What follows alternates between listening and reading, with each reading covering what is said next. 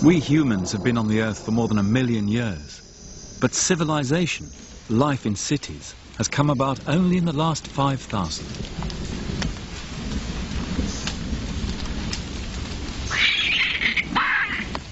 Through history, civilizations rose and fell, carved out of nature, dependent on nature. In the end, nature took them back. But in the past few hundred years, one form of civilization, that of the West, has changed the balance with nature forever.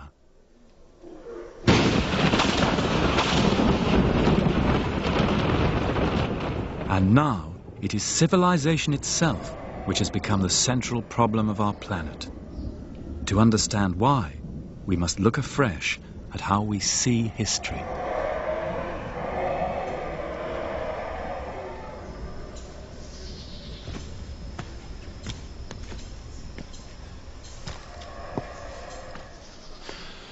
In our time, at the end of the 20th century, many people in the West speak as if the future course of history has been settled. People talk of the triumph of the West, of the victory of liberal democracy and the free market, and even of the end of history. The questions which have concerned humanity for so long: what is society for? How should it be organized? What are human rights and freedoms? And how do they relate to nature and to the spiritual? These questions about the goals of life, it is said, have now been settled in favor of the values of the West. But there have been, and there still are, civilizations which have seen the world very differently. Civilization arose independently in a handful of places on the face of the earth. In Iraq, Egypt, India, China, and here in the jungles of the Americas. And the oldest and greatest of those, India and China, are still alive in the land of their birth. And each of those civilizations created a unique and distinctive vision of life, which forms a vital counterpoint to that of the West. This series of journeys is a search for those first civilizations and their continuing legacy.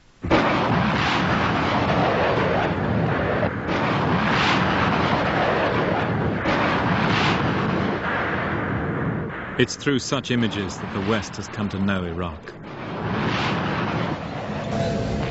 To most of us, its history and culture were a blank before 1991. Yet by terrible irony, when the Western powers came to make war here in Iraq, they were returning to the very source of their own civilization.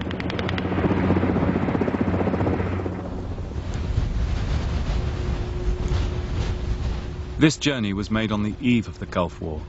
It's a journey through Iraq and through Iraqi history, back to the origins of the first civilization. Searching in the present for clues to the past, and in the past for clues to the present. Civilization means life in cities. It means large populations with great ceremonial buildings. It means writing. And all these things are found for the first time on Earth, here in this ferocious landscape of South Iraq, Old Sumer. Here was the first law, the first science, the first war. And now, what remains is a stark warning to our pride in the human achievement. For this is all that's left of the world's first cities.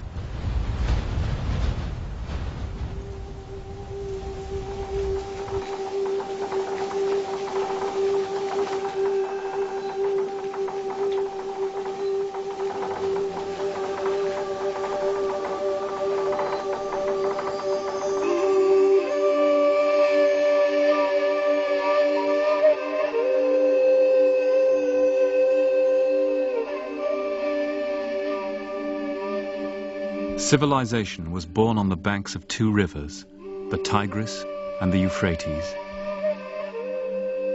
Mesopotamia, as the Greeks called it, the land between the two rivers, had few other natural resources.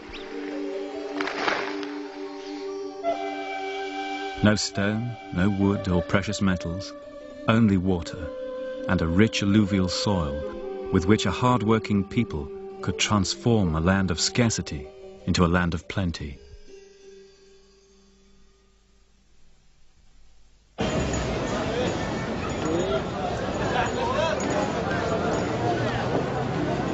And the other great resource of Iraq was its people.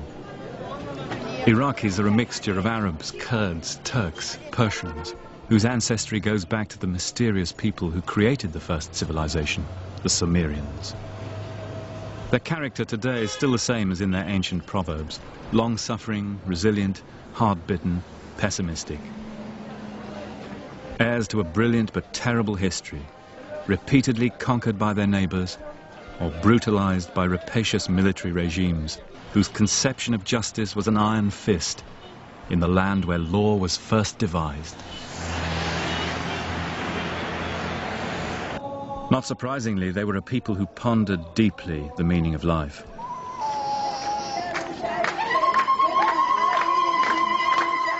Iraq is matched only by India as a cradle of religions, rich alternative traditions which have all ended up living side by side.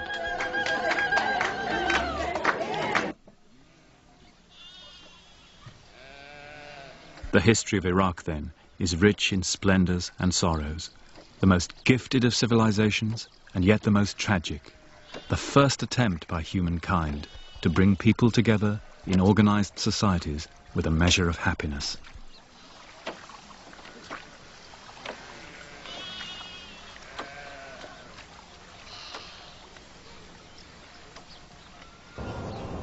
Another key quality of civilization is continuity or rootedness. The old towns of Iraq are the oldest continuously inhabited on Earth. And it was to places like this, Tel Afar, in the 19th century, that Western explorers came for the first time, looking for origins in the land which the Bible said was the cradle of the human race. Here at Tel Afar, at the dawn of Mesopotamian archaeology, in 1846, the English excavator Austin Layard, famous for his discoveries at the cities of Nineveh and Nimrud, climbed up here to the top of the citadel one evening. And as the sun set, he says, I looked out and counted over 100 mounds out there throwing their long and darkening shadows across the plain. Each of those mounds had built up over millennia with the accumulated debris of human settlements. The one on which this citadel is built has more than 50 feet of debris extending back 6,000 years. Perhaps nowhere, as here in Iraq, is there such a continuity. And some of those cities, out there in the plain to the south, were among the most famous in the history of the world. Ur of the Chaldees, Nineveh, Babylon, source of some of the greatest tales in our culture. The creation, the flood, the Garden of Eden, the Tower of Babel.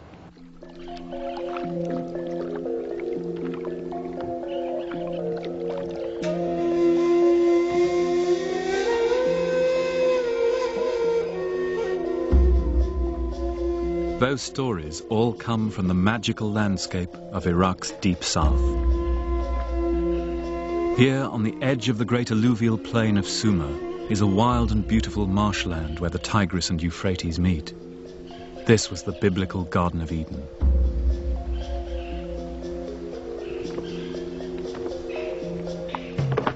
Up to the very eve of the Gulf War, it was still possible to enter this world and see a way of life preserved for thousands of years, since long before civilization, the Marsh Arabs.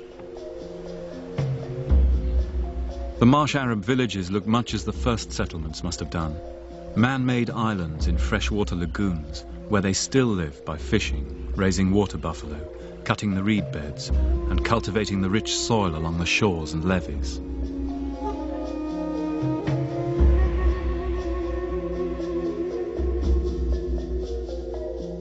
Their reed houses, some nearly 100 feet long, are still built in the same fashion as was depicted 5,000 years ago in the art of Sumer.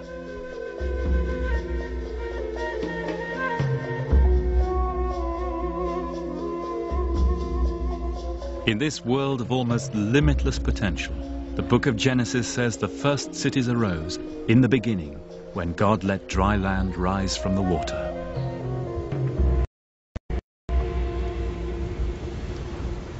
And in the beginning, said the Sumerian myths, was Eridu. Legend said this was the mound of creation, the first land which arose from the primal sea at the beginning of time. Here was a sacred shrine which preceded the first cities, At the root of civilization is the temple. Eridu is lonely, windswept and abandoned today. But it was one of the most famous places in the history of Mesopotamia. Not only did the Sumerians believe that this was the site of the mound of creation, they thought that here kingship, that is political society, first came down to earth, and that here the arts of civilization were initially developed.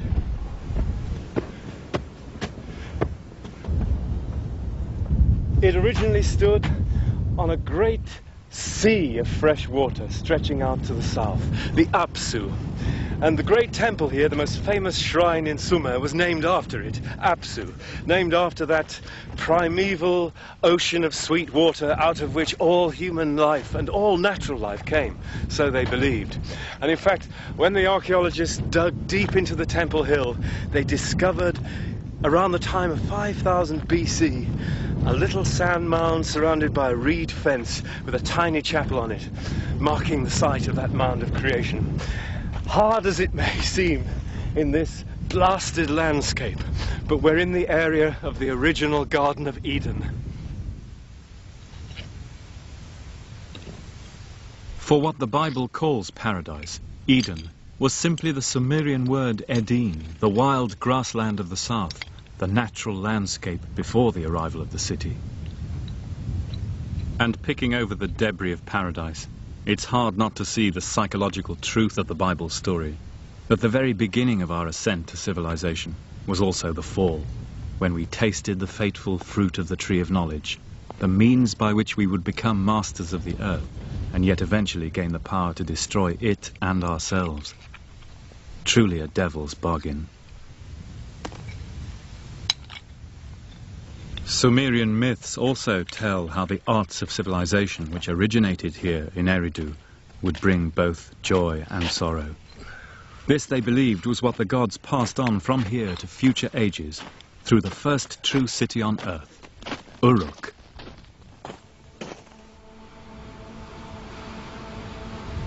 To get to Uruk today, you cross southern Iraq, skirting Ur and Nasiriyah, names familiar now after the war of 1991.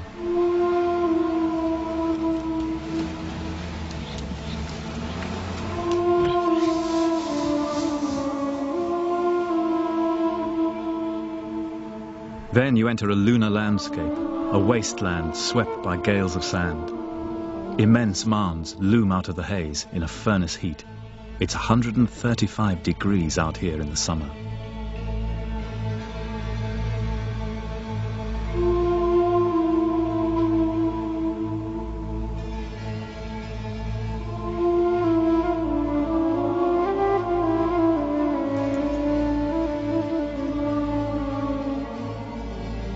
Finally, you come to a city gate, still visible after nearly 5,000 years. Its approach silted with a deep tide of pottery and bones.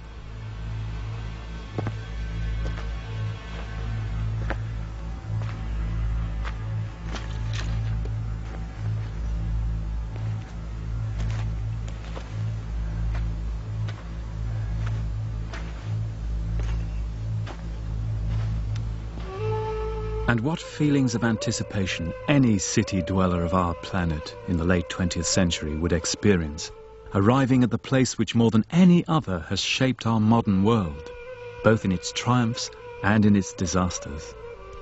The first Westerner to stand here in modern times, the Englishman William Loftus in 1849, was simply astounded. "Of all the desolate sights I ever beheld," he said, "that of Uruk incomparably surpasses all." Still 50 feet high, the line of eroded walls curves round to the horizon. In the center of the city are the ruins of a great stepped tower, a ziggurat, on which had stood the temple of the city's goddess, Inanna, whom we know as Ishtar. The first city began as a religious center.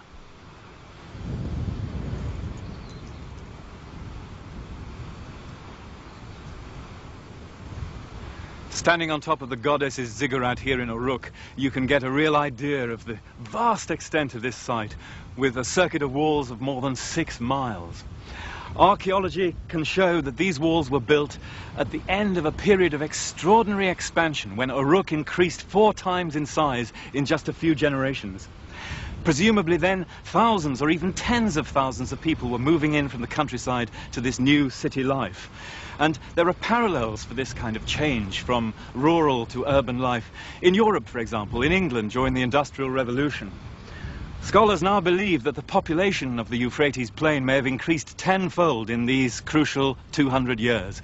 And to parallel that, you'd have to look at Mexico City today, doubling its size in 20 or 30 years. The effect of such growth was shattering. As far as the eye can see, this salt-encrusted plain was once big wheat country, with grain yields as high as the Midwest and Canada. But the need for more land, more intensive cultivation to feed an ever-growing population, eventually devastated the landscape. We know now that civilization inevitably destroys the environment, but they discovered it here for the first time. The question was the same for them as it is for us today: how to balance the fertility of the earth against the voracious demands of the city. The watchman at Uruk, Muha Abu Gumar, lives out here with his family. He belongs to one of the Montefic tribes who inhabit this part of the desert. His forefathers fought the Turks, the British, indeed anyone who tried to impose their rule on the south from the outside. Now what is this then? White temple. Yeah. And this is Sumerian? From Sumer, yeah. He knows the site like the back of his hand, down to the deep levels. These massive foundations of old Sumer. A stone-built storeroom from 3000 BC for temple food and beer. Alcohol is a Mesopotamian word. God, this is amazing, isn't it? So, after Parthi and... With the ups and downs of any living organism, the city lasted through to about 300 AD. But by the Arab conquest it was dead, after a life of over 5,000 years.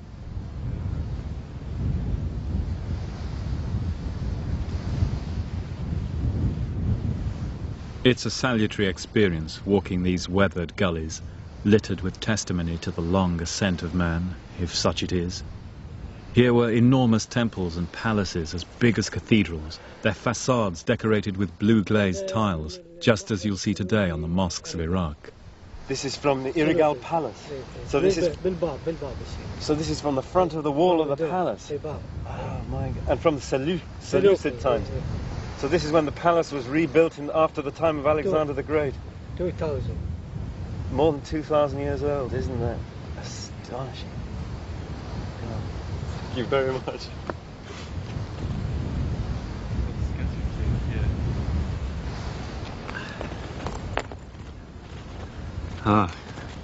هذا عصر العبيد تاريخه 6000 سنة قبل الميلاد. So this is Obeid.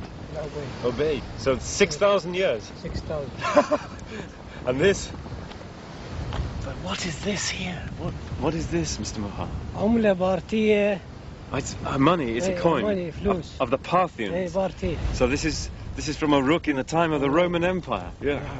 And this, I think I recognize. And from the deep past, hints of the enigmatic beginnings we saw at Eridu. Sumerian pottery, wheel-turned pottery, for the wheel is found here for the first time in history, along with so many other great inventions we still live our lives by today. Here was the first astronomy, the first literature, the first school, the first map of the world. Here they first thought of dividing time and space in multiples of 60, so that even now, whenever we look at a watch, we're still in their debt.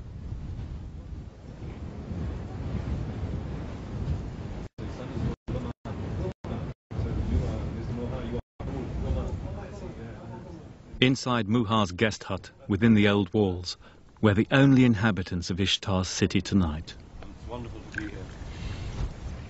And all these are your children, your little children. Hello. Even so, Muha still observes the gracious formalities of desert hospitality. Thank you so much for showing me around Warka. This is a wonderful sight. Iraqis have always been great storytellers, going back through the 1001 Nights to the world's first literature, the Epic of Gilgamesh. Gilgamesh built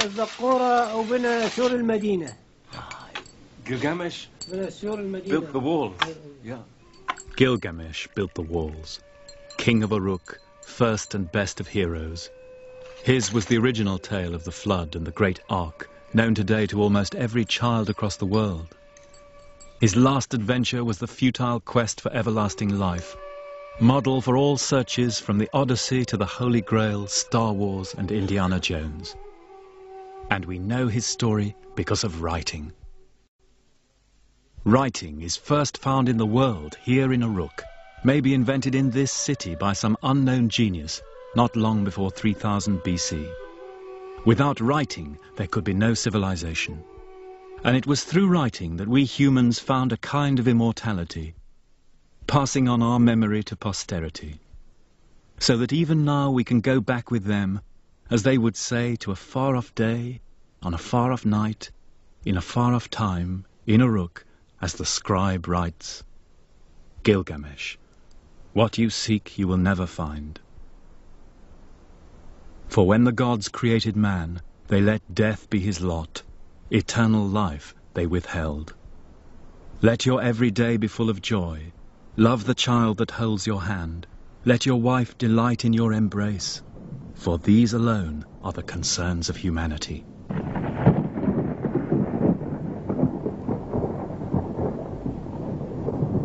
Erbil, the oldest continuously inhabited city in the world. It's one of several mud-brick towns in the north of Iraq, which have survived from the age of the first cities right up to our own time. Its great gate has been entered by conquerors from Alexander the Great and Tamburlaine to guerrilla armies in the recent wars in Kurdistan. Its mud-brick walls and houses, fallen and rebuilt so many times over the years, that the city now rests on a mound 100 feet deep in debris. Here, at the end of the 2nd millennium AD, is the very image of the first urban life on Earth. Massive burned brick walls towering over the plain. If you could have flown over the densely packed workers' quarters of Uruk, Nippur, or Ur of the Chaldees, this is what you would have seen.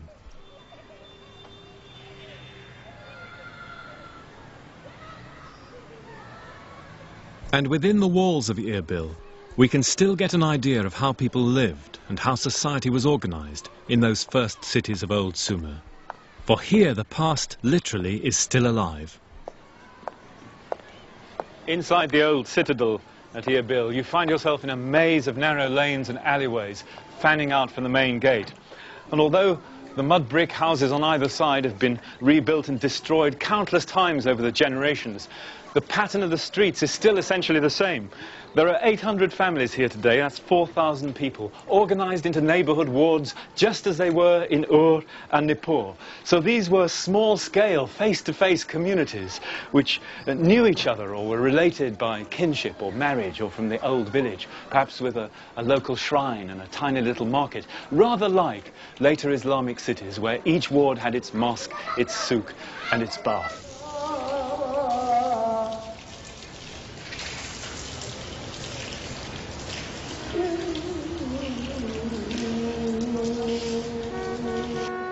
In ancient times, the soul of the Mesopotamian town was the temple. Towering over the mud-brick streets, a visible assurance to the townspeople that God was among them. It's still like that today. The Al-Mullah family has run the mosque here in Erbil for 600 years. In just the same fashion in ancient cities like Uruk or Nippur, single families can be traced over many generations running the main temples.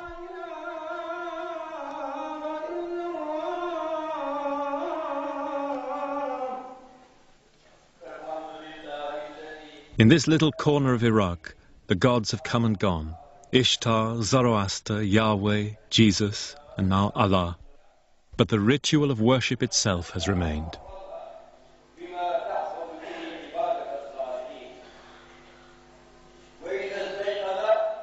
And on this spot where the oracle of the goddess Ishtar once stood, there's been continuous worship for longer than anywhere else in the world. In such continuity, perhaps, lies one of the defining qualities of civilization.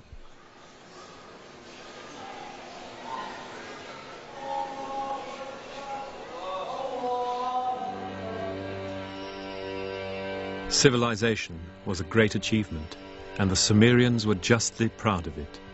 They loved city life and the luxuries it afforded.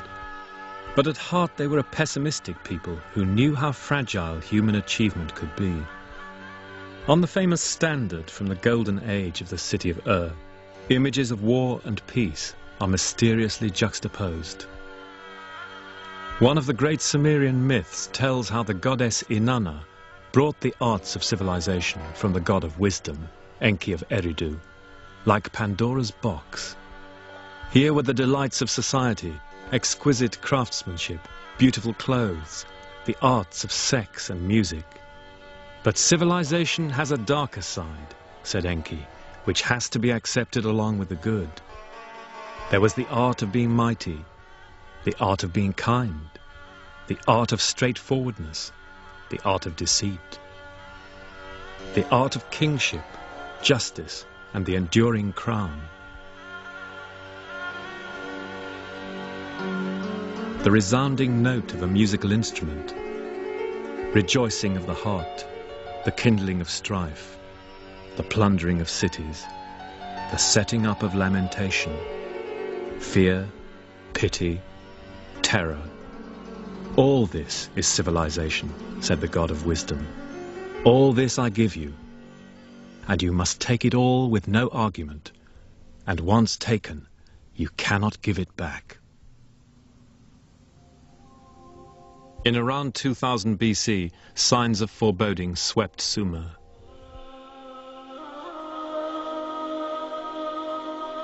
Too much agricultural land had been ruined, inflation set in, famine, economic collapse. Evil, wrote the king Ibisin, is descending on our land.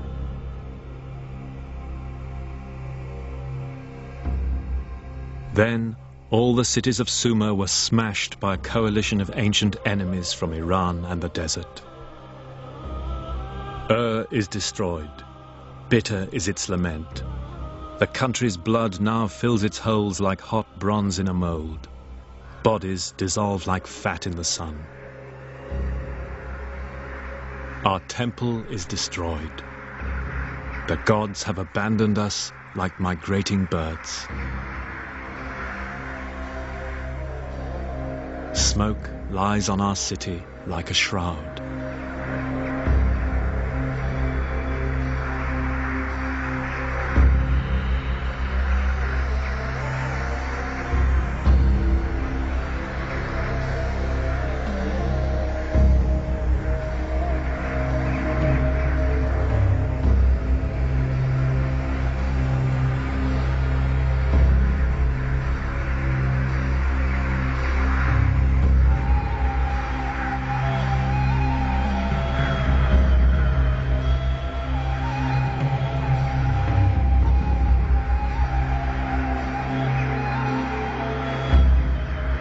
Their lament has echoed down the ages, to be heard again at Troy, at Dresden, at Hiroshima.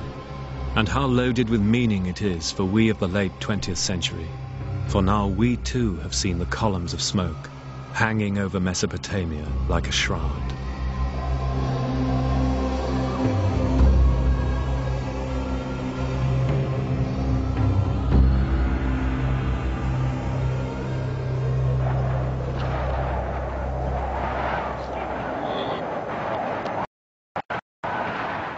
The people of Sumer would sing laments for their sacked cities for 2,000 years. Meanwhile, refugees fled Iraq on the caravan routes across the western desert, images evoking those of our own time. City dwellers become as one with nomads who'd never known a city. Among them, the Bible says, was a citizen of Ur, now revered by half the world, Abraham.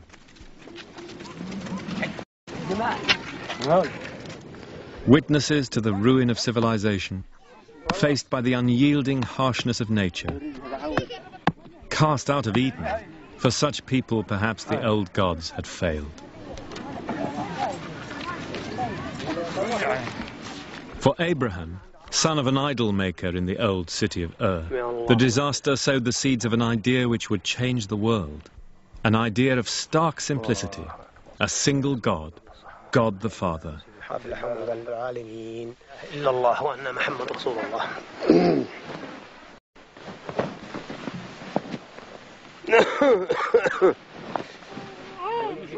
Abraham took his idea with him as he migrated to Palestine.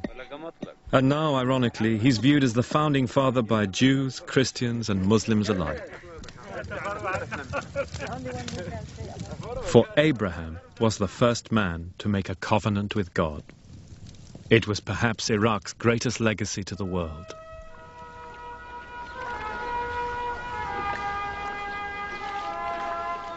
In the 7th century AD, Arab armies bearing the new faith of Islam swept into Mesopotamia, here at the cliff which gave the land its name, Al-Iraq. The coming of Islam to the land of Abraham was in a sense a homecoming, culmination of a long trend in the spiritual life of the Near East. Babylonians, Assyrians, Greeks and Persians had all ruled this intractable brown land in long cycles of growth and decay. And gradually, through the triumphs and disasters, the people had come to view God with an attitude of unquestioning submission. And so the way was paved for the coming of Islam to the cliff which gave the land its name, Al-Iraq.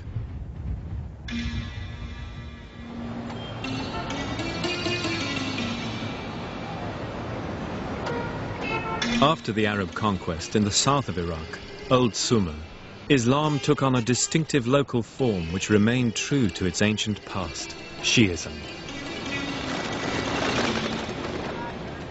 In the sacred city of Karbala, the Shiites carried the ancient Sumerian tradition of lamentation close to their hearts, as no other faith has done. And so it had been for thousands of years before Islam. Even the physical appearance of the great mosque of Imam Hussein at Karbala recalls the buildings of Old Sumer, with its mosaics and the same blue tiles which had adorned the shrines of Uruk.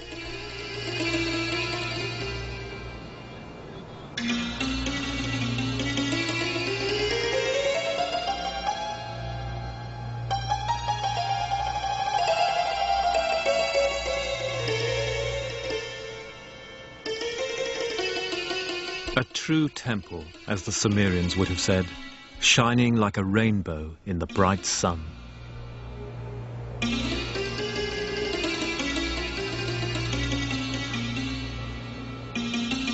Shi'ism remains today the religion of the farmers and peasants of southern Iraq, Old Sumer, ruled since the Arab conquest by Sunni Muslim masters in Baghdad.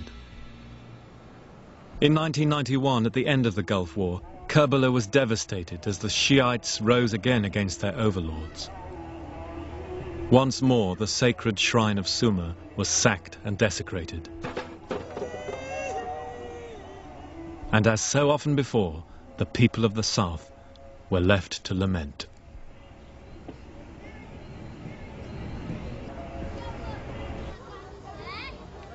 With such a tragic and turbulent history, it's amazing that so many different sects have managed to survive and flourish here.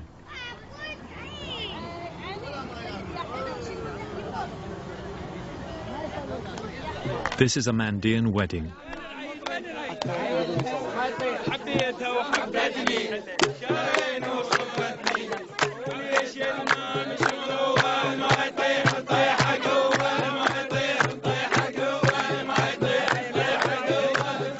The Mandeans are an astonishing survival of ancient Mesopotamian religious traditions.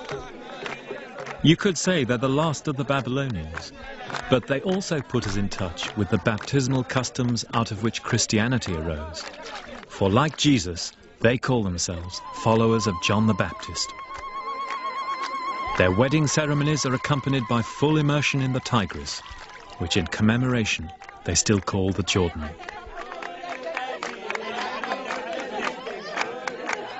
This is perhaps as near as we can get today to the culture in which Jesus lived.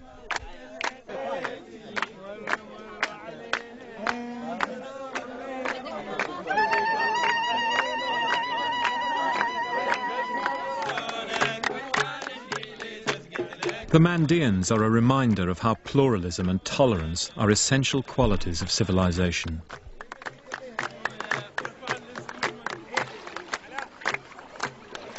A reminder, too, of how ordinary Iraqi people, despite the catastrophes of their history, have preserved tenaciously the things they hold dear.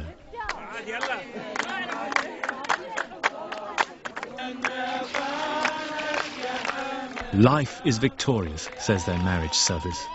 And indeed, what if a man gain the whole world and lose his soul?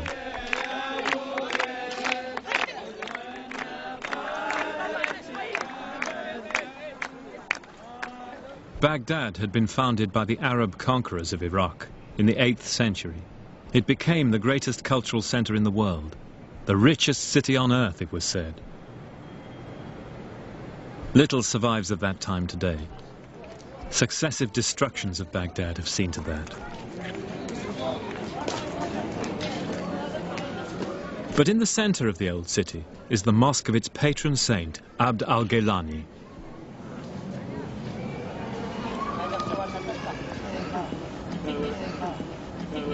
This was built at a time when colleges and philanthropic institutions were created throughout Islam, before the universities of the West, before Oxford, the Sorbonne and Bologna. The civilized atmosphere of its courtyards brings to mind the great scholars of the past who learned and taught here. Scholars who translated the sacred books of the Jews and Christians, as they said, that we might better understand the decisions of God. Humane learning, wrote one of them, Abd al-Latif, leaves an aura like a ray of bright light shining on those who come after.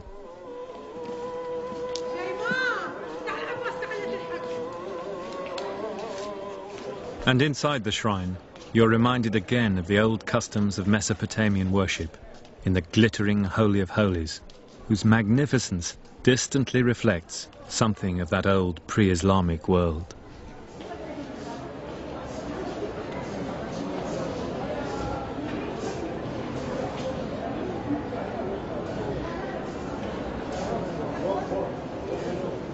Saint, poet and mystic, al-Gaylani was founder of one of the great Sufi orders. And to pause for thought here in his shrine is to feel what a dynamic force Iraqi Islam, Shia and Sunni, has been through history. But now, at the end of the 20th century, however much the rich and complacent West may wish it otherwise, Islam is once again a great power in the world. A beacon for the dispossessed peoples of Asia and Africa, an idea for which people still live and die. From the time of Harun al-Rashid, Baghdad was one of the 3 greatest cities in the world, along with Constantinople and Xi'an in China. And like them, it was one of the great transmitters by which the cultural legacy of the ancients was passed on to the medieval and modern world. It's often forgotten in the West, but much of the Greek scientific and philosophical legacy was passed on to us by Arab scholars. And here in Baghdad in particular, the Mesopotamian legacy in astronomy and mathematics is found in medieval Arab texts, like this one. The library here at the Gaylani Mosque was founded in the 12th century, and some of its books date from that time, like this beautiful Quran. But it was one of the great tragedies in the history of Iraq that this period of high culture in Baghdad was cut short by the devastating Mongol attack of 1258, when the city was totally destroyed. And in the aftermath, one of the survivors left this poignant note. I recovered this book from the river Tigris, where it was thrown by the Mongols. Year of the Hijrah, 656. That's 1258 in the Western calendar. I am poor for the mercy of God. Muhammad Abdul Qadr from Mecca. A testimony to enduring faith, not only in God, but in the power of the written word to create civilization.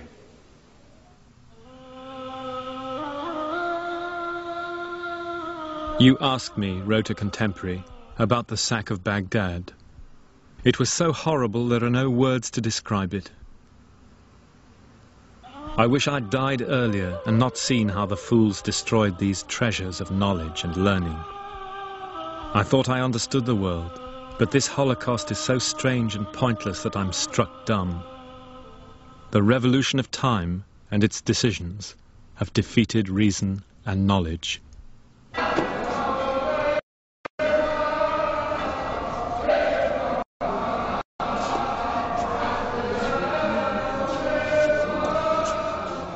The destruction of Baghdad in 1258 and the wrecking of the irrigation canals was a turning point in the history of the Middle East.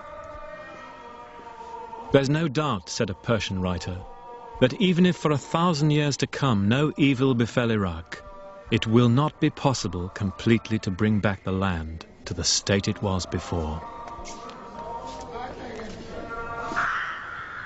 By the end of the 16th century, Iraq, the cradle of civilization, had sunk to the lowest level. The old cities of the south were dead, the land had returned to desert. 400 years of Ottoman rule left it plundered by a greedy military. The great events of the Renaissance, the Enlightenment, the discovery of the New World passed it by.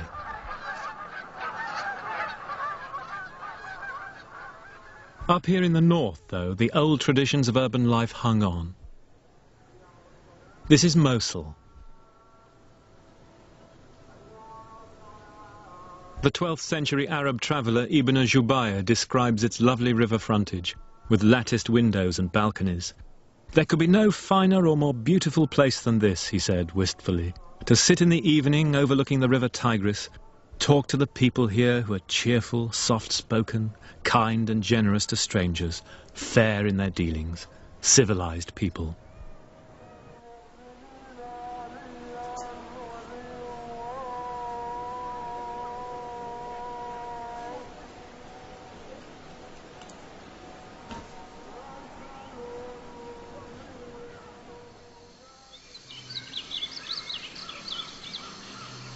Out to the north of Mosul, in one of the loveliest spots in Iraq, the amazing religious life of the country has one more surprise.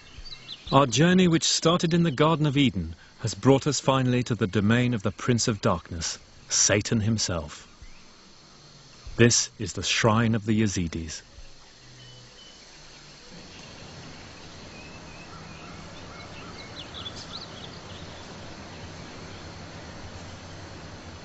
On the wall of the Yazidi temple, the place of honor goes to none other than the serpent from the Garden of Eden.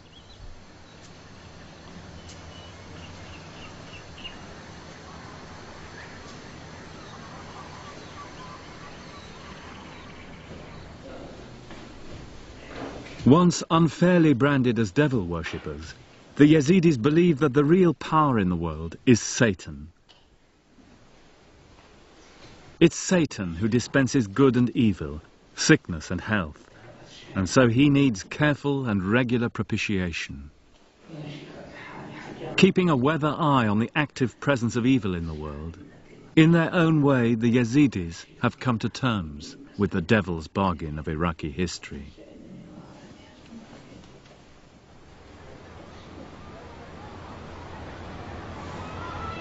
After all its great achievements, Iraq reached the modern age like a society stopped in time.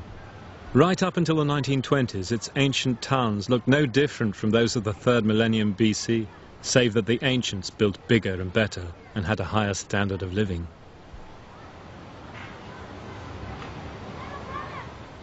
Oil would change all that, the second largest reserves in the world. And with independence, Iraq once again became a name on the world stage.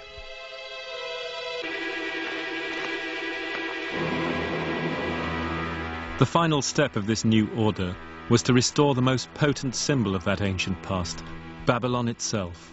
Babylon the Great, as the Book of Revelation calls it, the mother of harlots and the abominations of the earth.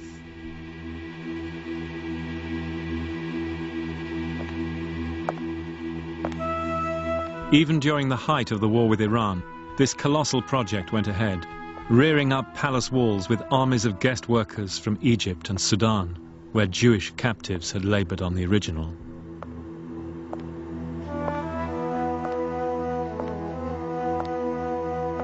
And in the rebuilt palace, every 50th brick was stamped in Arabic, restored in the era of Saddam. Just as in 600 BC, Nebuchadnezzar had advertised his own Babylonian revival for posterity.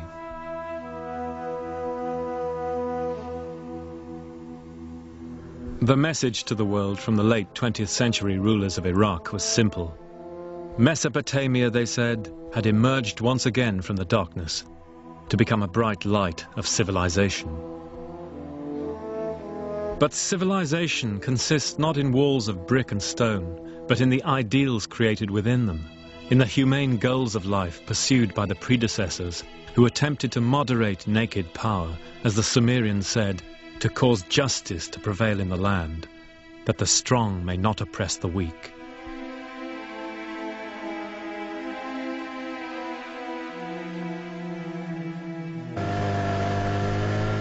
On the eve of the Gulf War of 1991, I returned to the marshes of southern Iraq.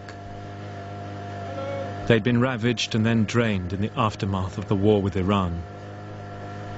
The water level had sunk, the waving green reed beds were now shriveled and brown.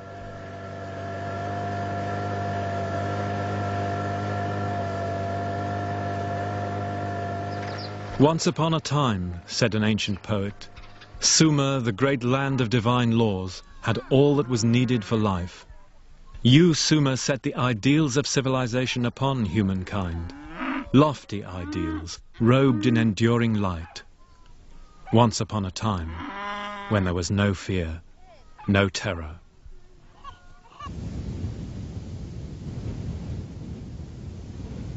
In 1991, a new war was fought in this desert where the first civilization arose, close to the ruins of the first city, Uruk.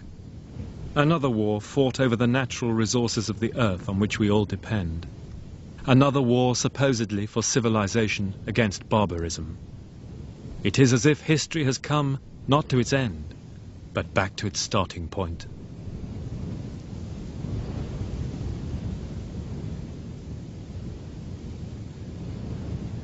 Viewed from across the plain today, Uruk, the first city of the world, the city of Genesis, seems like a great source of energy whose power is exhausted. The wheel of history has turned full circle here, back to the conditions which held in the beginning, before the Sumerians patiently labored to turn this monochrome landscape into emerald green fields stretching as far as the eye can see. Before they sailed their gaily festooned boats up the old track of the Euphrates from Nippur to rejoice in the spring festivals of the great goddess. As they saw it themselves, this was a heroic age, the age of Gilgamesh and the first city builders. And we city dwellers of the late 20th century in London and New York, Paris and Tokyo can take a vicarious pride in their achievement. But it is this desert landscape of Uruk which is the spectre facing the children of the 21st century.